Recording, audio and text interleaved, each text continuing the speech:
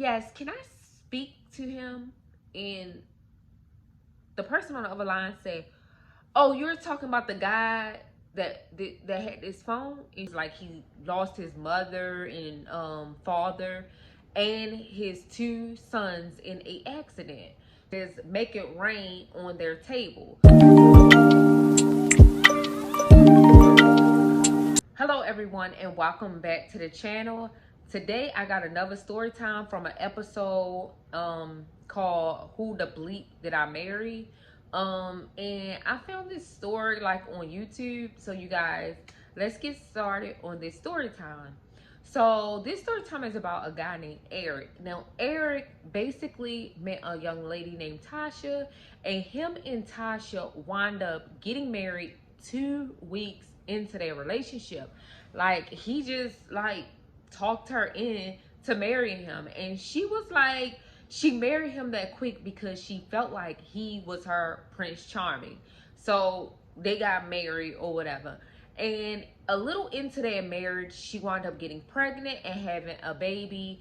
And she thought everything was just happy-go-lucky, but she said very instantly after he found out she was pregnant, he started doing lies, not showing up, just disappearing out of the blue. And she said before that he would express how he had made a touch screen like computer, and a company bought the computer or whatever, the touch screen computer, for $2.5 million. Like when they started to get to know each other a little bit before she was pregnant. But she wound up getting pregnant with his baby, and he started disappearing a lot. She just got tired of it and just was over it and wind up divorcing Eric. So now Eric is now single and ready to mingle. And one night Eric goes out to a club. Now he goes out to this club and he sees a beautiful woman, and her name was Kim. So he sees Kim at a table with her friends, and he decides to go over there and just make it rain on their table. So Kim was a sweet, nice, kind woman, and she had a lot going for herself. Now, Eric making it rain on the table, and her friends are like, "Okay, Kim, drinks are on you tonight." Like, I mean, he's just like loading them up with cash, and he makes it clear that he's doing this for Kim. He feel like she's beautiful, and like he just want to get to know her. So before the night was over with, they wind up exchanging numbers, and they would talk back and forth on the phone. Like they was just giving each other like everything, like laying it all out. And so the more Kim got to know Eric, she was like fond of him. She was like, "Oh yeah, this gonna be my man." So eventually, after 2 months, they wind up basically dating. And at this time, she had already knew, because Eric wound up telling her, as they was getting to know each other like a month in, that he had wound up going to school to be a doctor. He showed her transcripts, proof of this, that he was actually going to school to be a doctor. And he stopped going because like he lost his mother and father and his two sons in a accident. So she's feeling bad for him, but the more she got to know him, like she was like, yeah, this is who I want. So now a little bit into after 2 months, he surprised her with taking her to a jewelry store and telling her, "I want to get married," like basically proposing to her. Takes her to the jewelry store and let her pick out a ring. So she comes up on to like a $30,000 ring, and Kim like, "Oh my God, I gotta have this. Like I love it." Like, so Eric is excited, talks to the jeweler and be like, he was like, "Give me like a couple of days and I will come with the 30,000 so I can get my baby this ring." And Kim just loving it because she loved her man, and yeah, she ready. So now he comes a couple of days later with an excuse like, "Babe, I'm not able to get you this ring because like I just got a phone call not too long ago, and my ex said that her daughter died and she don't have money to bury her daughter, and I mean like I loved this girl like she was my own daughter, and I want to help out my ex." And so Kim agrees, and she was like, you know what? You can move in, like you can save money, you can help her out with burying her daughter.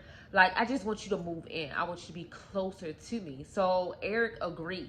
So now at this point, Kim is excited because Eric agrees to move in with her. Now, her son was still kind of skeptical because she had 3 kids, and her oldest son was like, Ma, you don't even really know him. I don't trust him. I don't like him. So Kim, to make her son comfortable, she winds up reaching out to a friend to do a quick background check on Eric. And she give him his name, Eric Smith. And the friend like, I'll get back to you and let you know. Well, a couple of weeks went by. He reaches out and say he's clean. He has nothing on his background. He's good. So Kim is more excited, and she tells her son, but he kind of iffy and still skeptical. But Kim still allowed Eric to move in. Now, as soon as he moved in, like, the plan is to go in and get started on, you know, making arrangements for the wedding and planning a wedding. So that's what they do. Now, Eric volunteers to basically do the invites, the invitation. So she didn't think nothing of it. She allowed him to do so. So Eric finally did the invitation, sent them out. And people was RSVPing back saying, girl, I didn't know you got a doctor. I didn't know you about to marry a doctor. Oh, you're about to marry a doctor. And she was like, do they know something I don't know? So she asked Eric, like, why do you think you a doctor? He goes, get the invitations and bring it to her. And he was like, babe, I wanted to surprise you. I'm going back to medical school and I got a job offer, so you don't have to worry about working. Like, I just wanted to make this a surprise. So I put it on the invitations. So this is your surprise. Surprise. And she was like, oh, that's good. I want you to, you know, strive for your dreams. I am happy for you. And basically, like, they finally, you know, make the son more comfortable. He was like, all right, maybe he is a, you know, stand up straight up guy. Like, okay. So now the son is like, okay, his background came back. He's a doctor. Like, okay.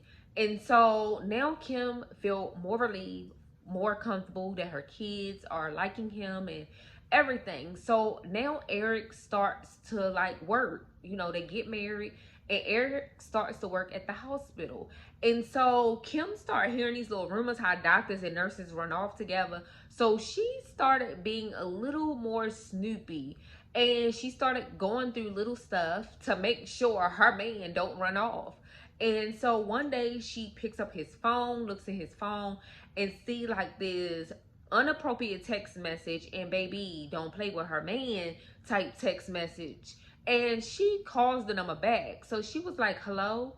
And the person on the other line was like, hello. And so she was like, who is this? Eric's wife, who is this? And she was like, girl, ask your man. Stop asking me. Ask your man who I am. So she was like, no, ma'am. Okay. So Kim waits for Eric to get off work. And when Eric walked through the door, he instantly pissed off. Like, he's throwing his bags down. And he was like, you almost cost me my job. Like, you was just talking to my superior. Like, you almost cost me my job. And so she feeling a little bad now. And Kim was like, I felt like a little teenager stupid through his stuff. So I was like, let me just chill out. So she apologized. A couple of days go by. He kind of like, it dies down with him being upset. And they back to their normal self, you know. And so one night, Eric goes, he got a late night shift around like 8 or whatever, 9. And so he kissed her goodbye and tell her he love her, and he leaves for work. Well, the night went by, no phone calls from Eric, and usually he will call her and tell her some of the stories that he have, seen today, like in the ER and everything. And so she was like, he didn't call me. So it went well into like the next day without her hearing from Eric. So she was like, I don't usually call the hospital, but I haven't heard from my man. Now, at this point in time, it's 12 noon.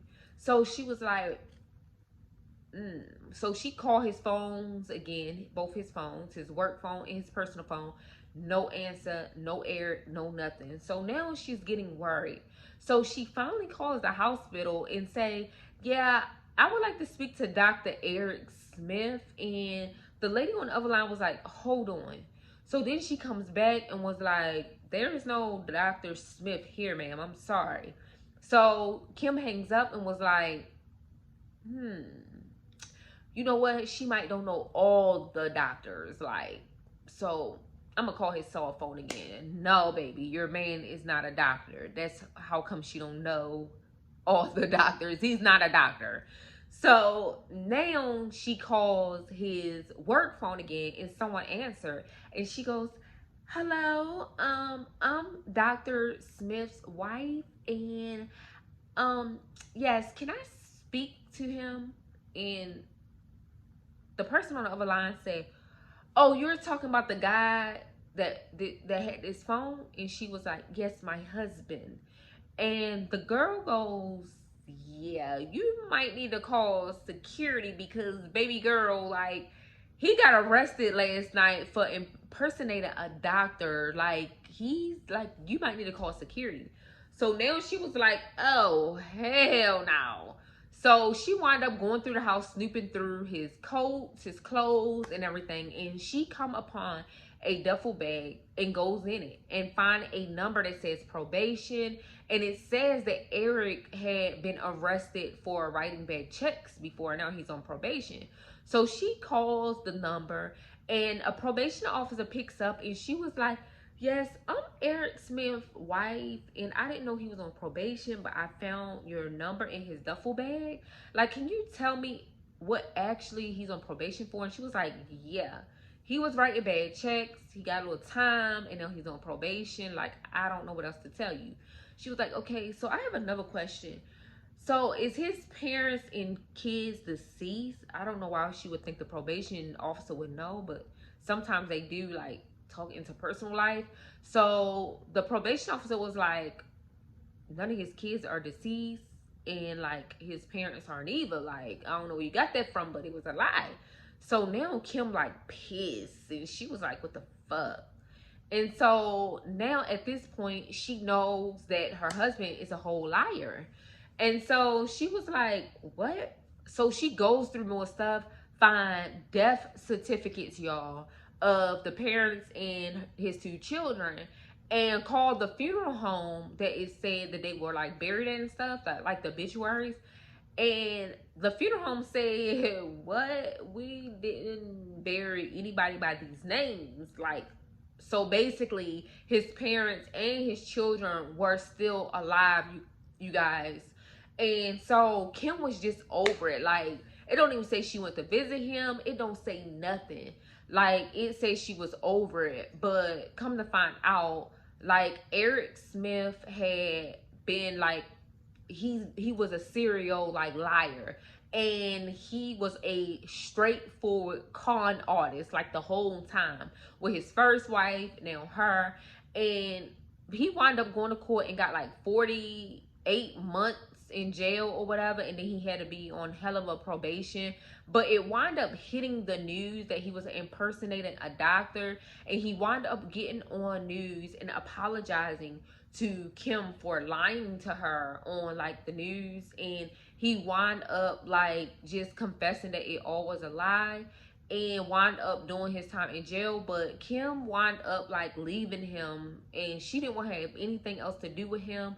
She was devastated, you guys, like literally devastated.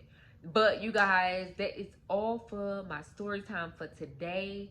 And the story time, the actual episode was called Who the Heck Did I Marry? So you guys, I hope that you like this story time. Don't forget to like, comment, and definitely subscribe and join the story time family over here, because I have stories for you. So just remember, a lot of times authoring these stories, I use different names, and it's not no specific reason. I just can't remember names like that, so I use like different names. But you guys, thanks for watching. Peace.